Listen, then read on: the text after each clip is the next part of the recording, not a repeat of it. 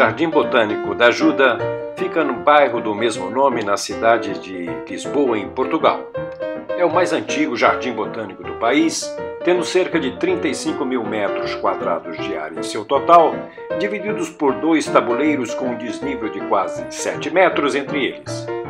A arquitetura do jardim segue os modelos renascentistas em terraços talhados na encosta, tendo 3 elementos fundamentais: pedra esculpida, plantas e água em fontes e lagos.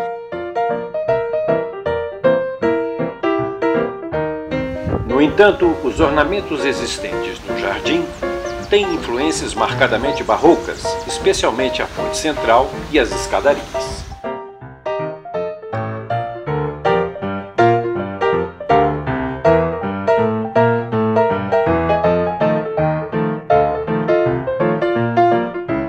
O jardim tem 2 tipos de uso: no tabuleiro superior a coleção botânica e no tabuleiro inferior o jardim de passeio ornamental com bucho e traçado conforme as regras do jardim de recreio.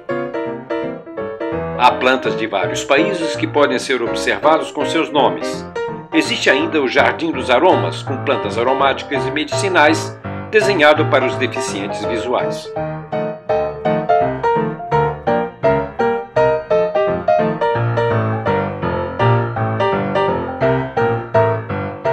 Há também um espaço chamado de Viveiro das Naus, que foi criado para a leitura, o relaxamento e o contato com a natureza, pois o visitante poderá, até em qualquer momento, ter a visita dos pavões que habitam no jardim, enquanto lê ou ouve um pouco de música e descansar após a visita.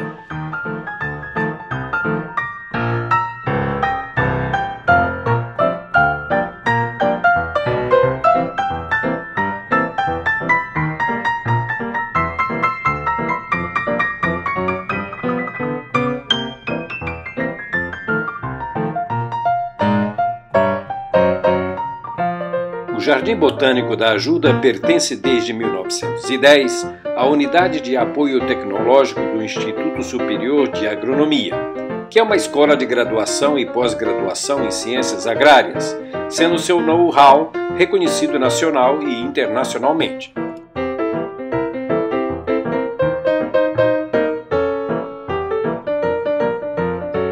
Está integrado como infraestrutura de ensino e investigação.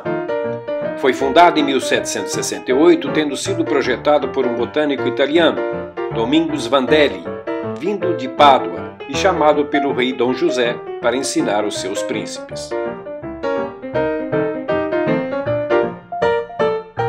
Saiba mais sobre o local no site www.areasverdesdacidades.com.br.